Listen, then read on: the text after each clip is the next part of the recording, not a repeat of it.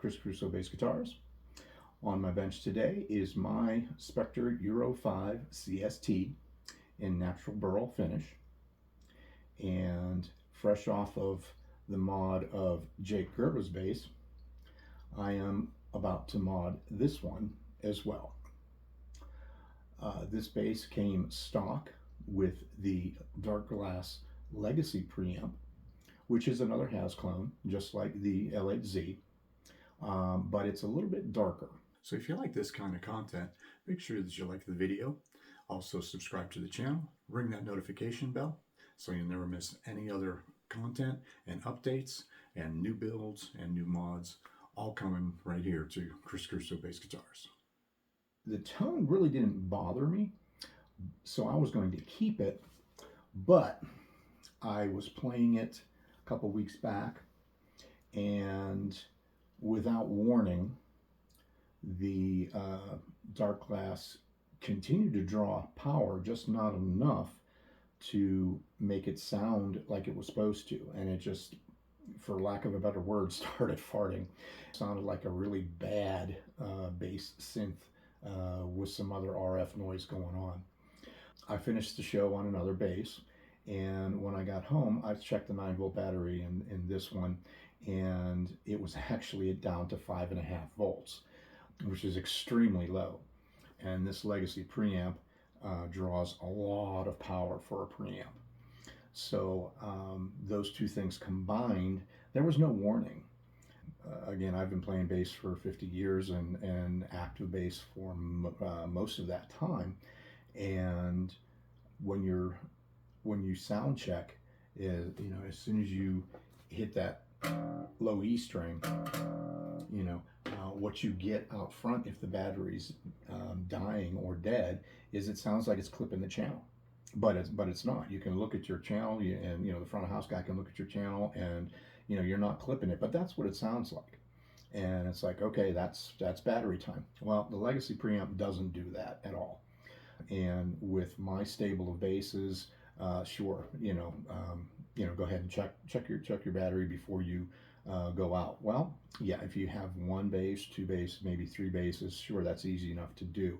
But I have a stable of basses and play them in rotation. So for me to put, whatever 20-some basses on my table just to check the batteries, no, not good. When I know, for a fact what the preamp is supposed to tell me or supposed to sound like when the battery is going to die. So that being that it's unreliable in that fashion, I'm going to go ahead and put the LHZ04 preamp in here with the still master volume blend, bass and treble controls, same controls that are in there right now.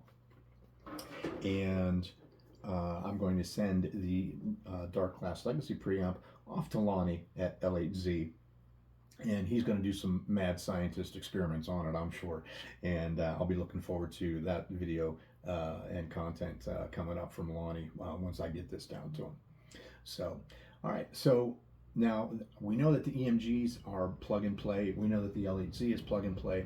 I have no idea whether the Legacy is plug and play or whether it's soldered.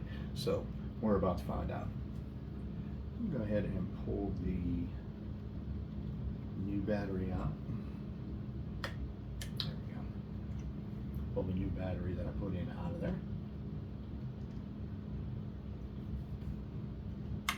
Okay. Let's see what's going on in the cavity.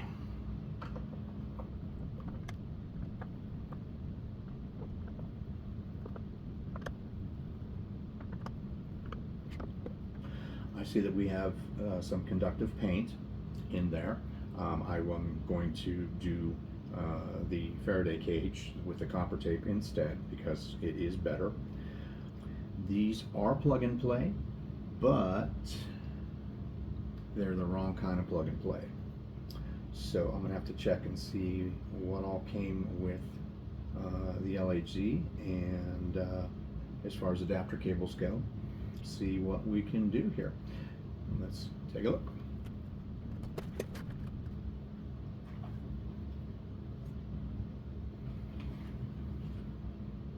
Okay.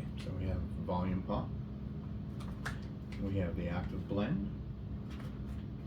We have the jack that's wired up for the LHZ.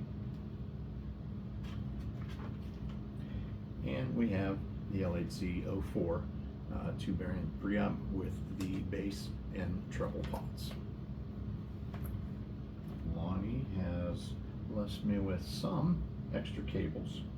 I may have some too laying around again with so many basses and so many LHZs installed and whatnot. I may have some extra cables laying around here as well.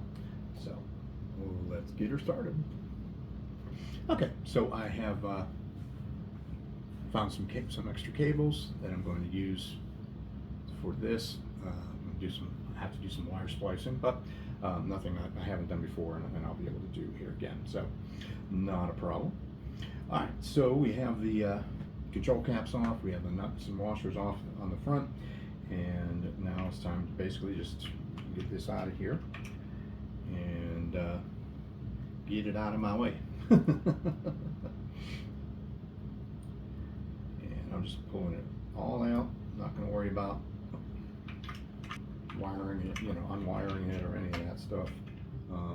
Lonnie will be able to take care of that, I'm sure. If he needs to do anything, I'm sure he's definitely more than capable of doing it. So he is a mad genius, and I know that all of us Spector players are very happy and glad to have him in our group. He is a special individual, and I'm proud to say that I am a affiliate. So, all right, one more pump to get out of the way. There we go. Now we're just gonna get the jack out of here.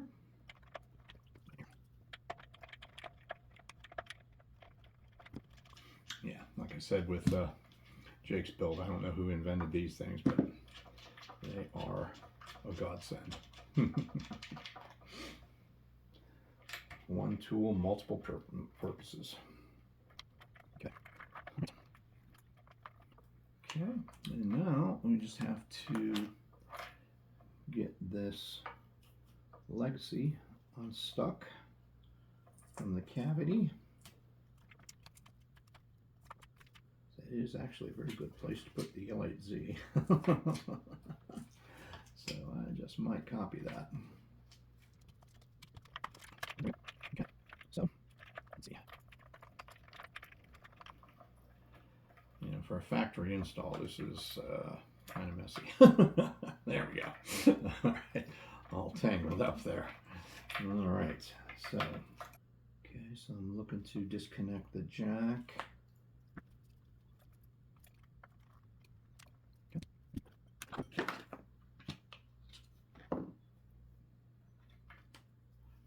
Leave Lonnie a little bit of cable here.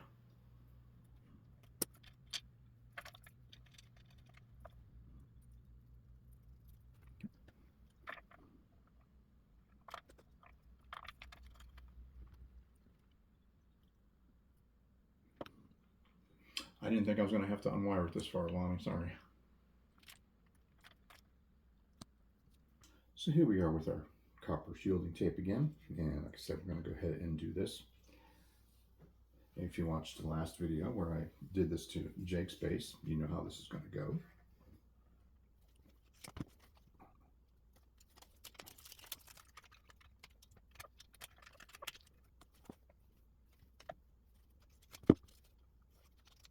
So we did the bottom first, and then we do want it to overlap.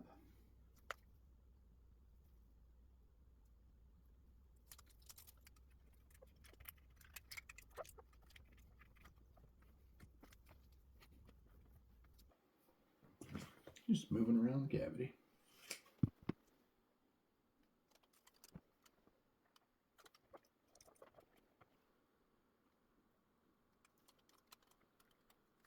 So we have the cavity lined now.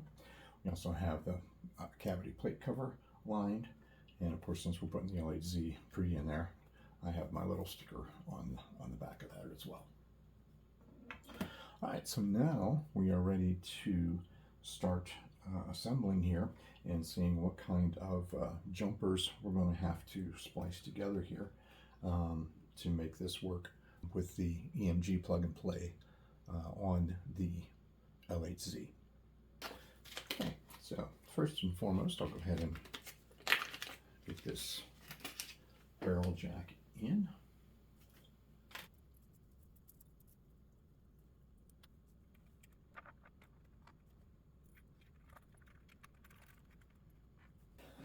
So I have one of these just for such an occasion.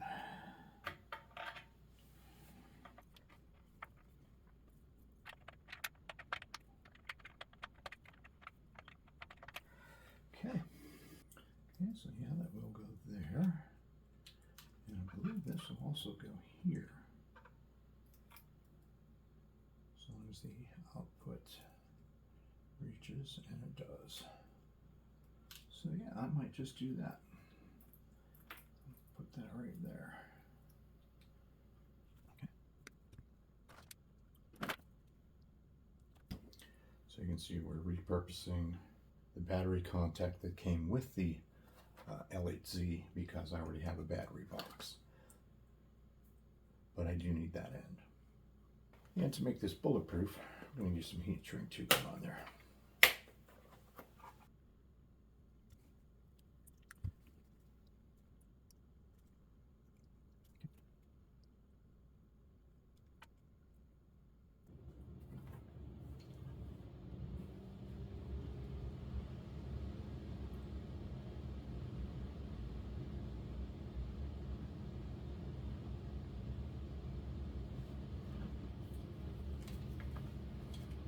Got a little heat gun and some shrink wrap tubing, and we'll seal these off.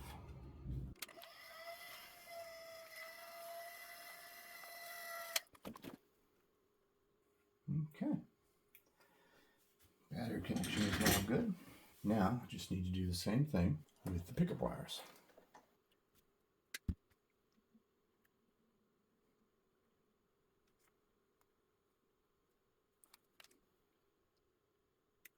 All right, so that's going to take care of these wires. Now, for the red wires, the power to the pickups, I'll just use this.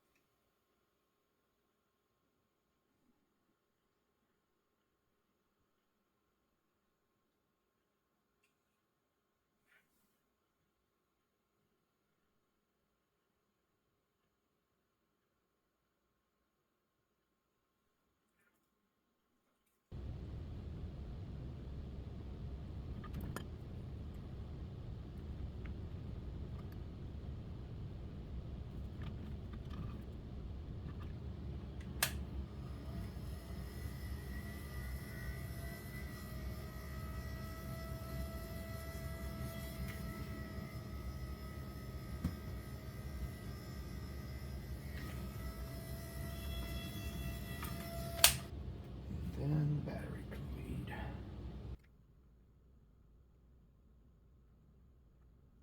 Okay, and one more here.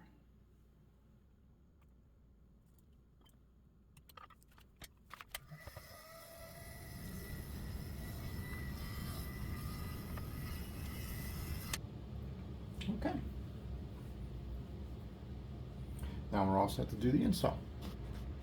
All right, so the battery goes in here. The output goes here. Now we got our blind control. Bridge pickup is on the lower.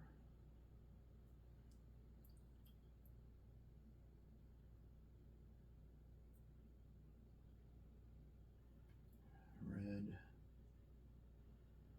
black, white. And the neck pickup is on the upper.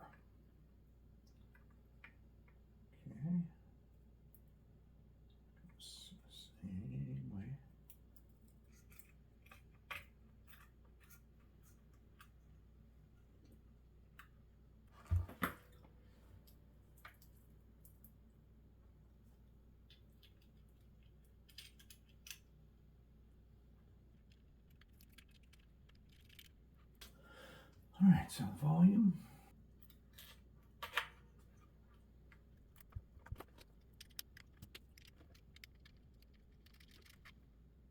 Okay, get that snugged in there.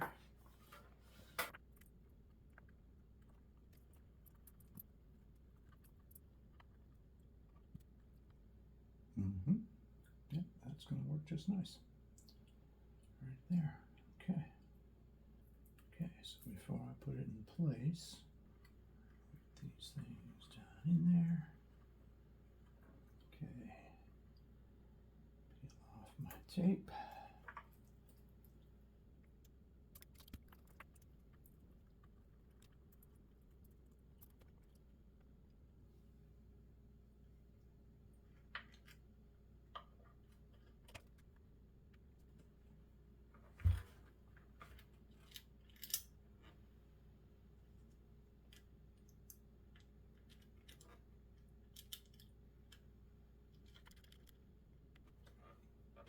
Okay. And then lastly, the treble.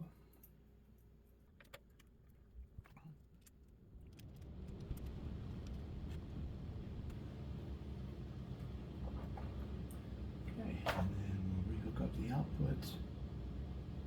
Black, blue, and white.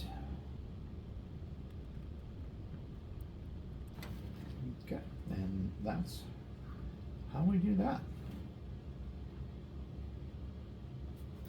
So again, if you like these kind of mod build videos, and if you'd like a LHZ preamp, the 04 2-band or the LHZ05 3-band with mid control, I do have a link on the on my bio, and if you use that link, you can actually save 10% on your purchase. So again, go ahead and like that video, drop me some comments, subscribe to the channel, and ring that notification bell so you don't miss any other videos, whether it be a mod or a build video as well. And again, thanks for tuning in to Chris Caruso Bass Guitars, and we'll see you next time.